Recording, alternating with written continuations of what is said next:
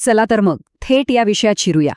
आजच्या या विश्लेषणात आपण मानवी मनाच्या सर्वात मोठ्या आणि गुंतागुंतीच्या साठवणूक प्रणालीबद्दल जाणून घेणार आहोत.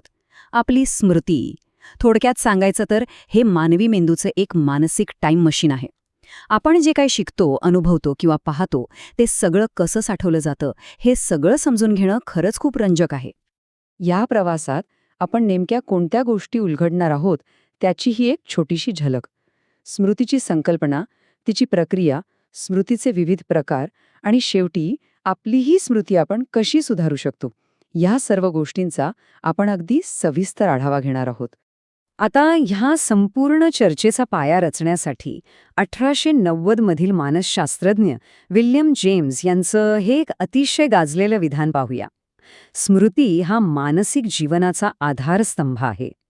अगदी सोप्या भाषेत सांगायचं तर विचार करा, जर स्मृतीच नसती तर काय झालं असतं? आपण आपल्या अनुभवांतून काहीच शिकू शकलो नसतो. आपला प्रत्येक क्षण हा भूतकाळ आणि भविष्यापासून पूर्णपणे तुटलेला राहिला असता. आपली संपूर्ण ओळख, आपलं अस्तित्व याच एका आधारस्तंभावर उभं आहे, नाही का? तर मग ही स्मृती नेमकी काम कशी करते, त्यामागची संकल्पना आणि माहिती प्रक्रियेचं मॉडेल काय आहे ते आता समजून घेऊया. आणि हे समोरचं चित्र अगदी अचूकपणे दर्शवतं की आपला मेंदू नेमका कसा काम करतो. 1968 मध्ये रिचर्ड ॲटकिन्सन आणि रिचर्ड शिफ्रिन यांनी हे मॉडेल मांडलं होतं. इथे आपण मानवी स्मृतीची तुलना एका कॉम्प्युटरशी करू शकतो. जसा कॉम्प्युटर कीबोर्डवरून माहिती आत घेतो, ती हार्ड डिस्कवर सेव्ह करतो आणि आपल्याला हवी तेव्हा ती फाईल उघडून देतो, अगदी तसाच आपला मेंदूही काम करतो. तो आपल्या इंद्रियांकडून माहिती घेतो, ती मेंदूत साठवतो आणि योग्य वेळी ती पुन्हा आठवून देतो. ही काही निष्क्रिय साठवणूक नाही, तर ही एक अत्यंत सक्रिय अशी प्रक्रिया आहे.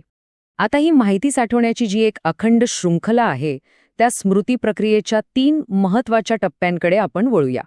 मगाशी म्हटल्याप्रमाणे स्मृती म्हणजे भूतकाळातल्या घटनांची नुसती एखादी धूळ खात पडलेली पेटी नाहीये. ती एक अत्यंत गतिशील यंत्रणा आहे. तिचे हे 3 प्रमुख आणि क्रमिक टप्पे आहेत: ग्रहण, संग्रहण आणि प्रत्यायनयन.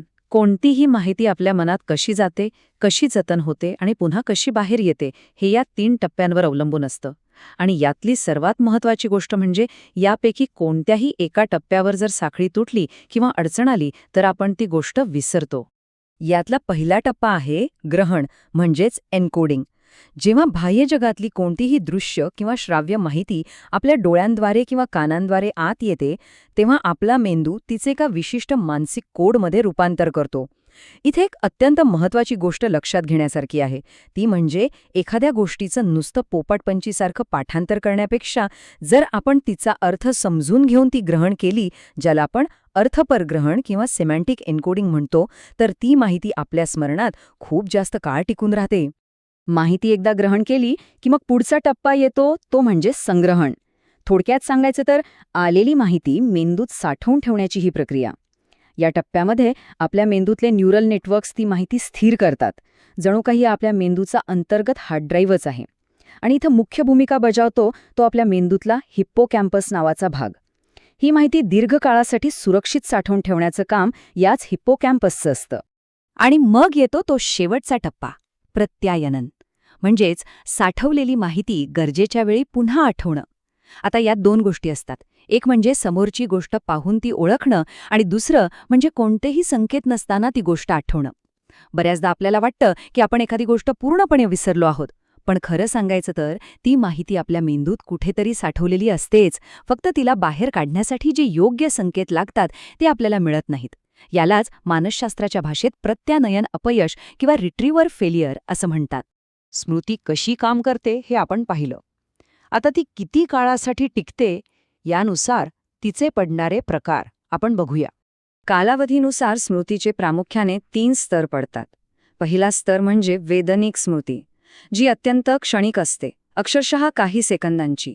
त्यातून जी महत्त्वाची माहिती पुढे जाते ती अल्पकालीन स्मृतीत पोहोचते. ही स्मृती साधारणपणे 1 मिनिटापर्यंत टिकू शकते.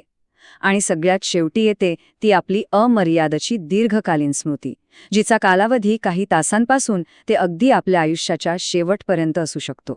वेदनिक स्मृती ही आपल्यासाठी एका उत्तम गाळणीचं म्हणजे फिल्टरचं काम करते.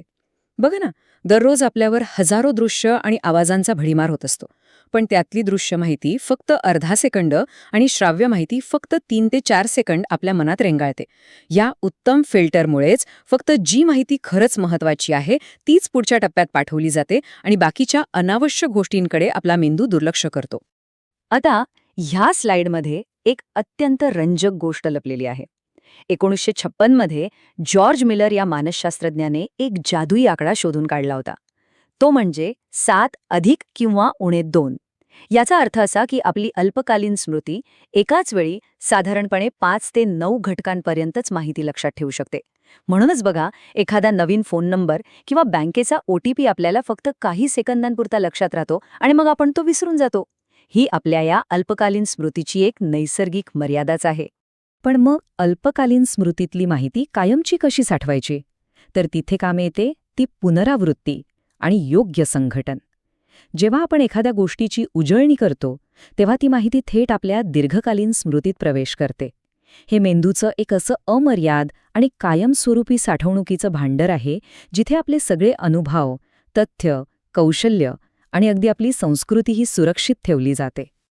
आता या अमर्याद भांडाराचे दरवाजे थोडे उघडून बघूया आणि त्यात नेमके कोणते कप्पे असतात ते समजून घेऊया. यात दीर्घकालीन स्मृतीचे मुख्य 2 कप्पे पडतात. डावीकडे आहे निर्देशनात्मक किंवा व्यक्त स्मृती, जिच्यात आपण जाणीवपूर्वक तथ्य आणि घटना आठवतो. म्हणजे आपल्याला काय माहीत आहे हे आपण शब्दांसहज सांगू शकतो. आणि उजवीकडे आहे अनिर्देशनात्मक किंवा अव्यक्त स्मृती, ज्यामध्ये आपली कौशल्य साठवलेली असतात. इथे आपल्याला एखादी गोष्ट कशी करायची हे माहीत असतं, पण ते करण्यासाठी जाणीवपूर्वक विचार करावा लागत नाही. आता या निर्देशात्मक स्मृतीचे पुन्हा 2 प्रकार होतात. पहिला म्हणजे अर्थपर स्मृती, ज्यामध्ये जगाविषयीचं आपलं सामान्य ज्ञान साठवलेलं असतं, जसं की 2+2 = 4. आणि दुसरा अत्यंत महत्त्वाचा आणि वैयक्तिक प्रकार म्हणजे घटना स्मृती.